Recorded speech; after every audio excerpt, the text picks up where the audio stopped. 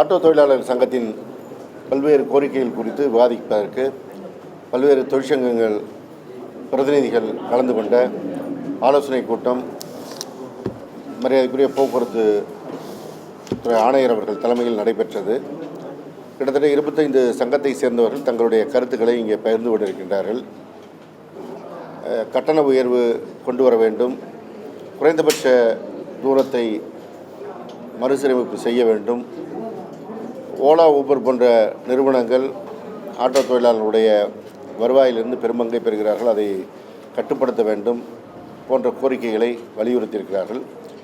அதேபோல் பைக் டாக்ஸிகளை வரைமுறைப்படுத்த வேண்டும் போன்ற பல்வேறு கோரிக்கைகளும் இங்கே எடுத்து வைத்திருக்கிறார்கள். ஏற்கனவே இந்த தனியார் செயலிகளை கட்டுப்படுத்துவதற்கு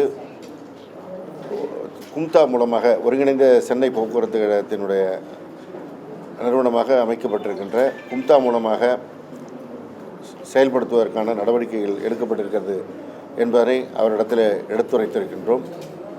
அதேபோல் கட்டண உயர்வு குறித்து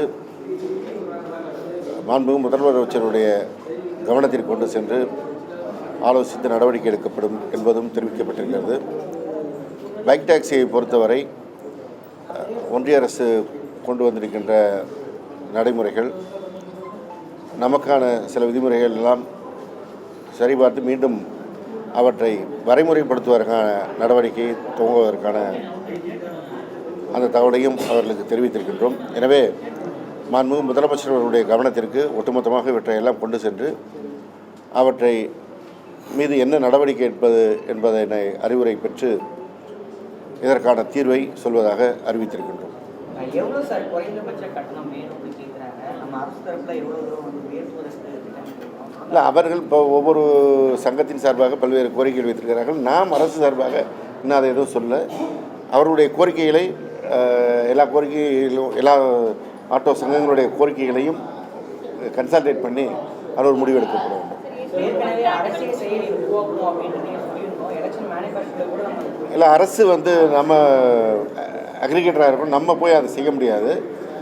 அதனால் இந்த சென்னை மாநகரத்துடைய அனைத்து போக்குவரத்தையும் ஒருங்கிணைக்கின்ற அமைப்பாக இந்த ஏற்படுத்தப்பட்டிருக்கின்ற கும்தா மூலமாக அவற்றை நடைமுறைப்படுத்துவதற்கான நடவடிக்கை எடுக்கப்படும். அதற்கான நடவடிக்கை எடுக்கப்படுகிறது.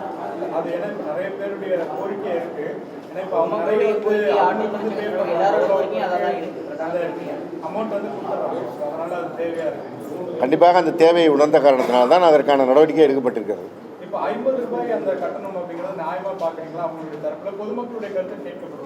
அது இப்போ தானே கூட்டம் முடிச்சிருக்கு, உடனே நாங்கள் அந்த முடிவு எடுக்க முடியாது.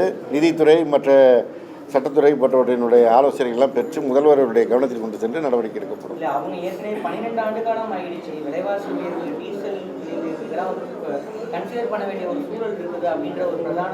நீங்கள் சொல்கின்ற அதே காரணங்களைத்தான் அவர்களும் முன்வைத்திருக்கின்றார்கள். எனவே அந்த காரணங்களை கவனத்தில் கொண்டு நடவடிக்கை எடுக்கப்படும். கடந்த கால ஆட்சியாளர்கள் இதில் தவறிட்டாங்க, கட்டண நிர்ணயம் செய்தாங்க. ஆனால் இந்த மீட்டர் பொருத்துவதில் ஏற்கனவே இப்போ இது தாமதமாகி போனதுனால தான் இவ்வளோ பிரச்சனை வந்திருந்தது. நம்முடைய அரசு அமைந்த பிறகு கொரோனா காலம், அதற்கு பிறகு வெள்ளம், புயல் என்று பல்வேறு பிரச்சனைகளை சந்தித்த இடையில் இந்த குறித்தும் பல்வேறு ஆலோசனை நடைபெற்றது. இப்பொழுது அடுத்த கட்டத்திற்கு போயிருக்கிறோம். செயல்பாட்டினால ஆங்காங்கே ஏற்படக்கூடிய விபத்துகளுக்கான இழப்பீடு, காப்பீடு அது வாங்குறதுல பல சிக்கல்கள் இருக்குது.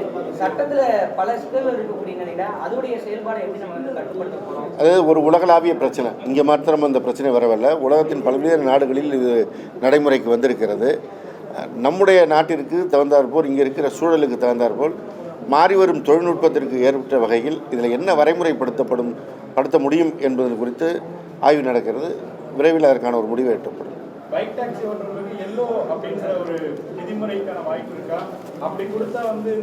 ஒன்றிய அரசு அதற்கான வரைமுறையை சொல்லியிருக்கிறாங்க. அது குறித்து சட்டத்துறையோடு ஆலோசனை செய்து நடவடிக்கை எடுக்கப்படும்.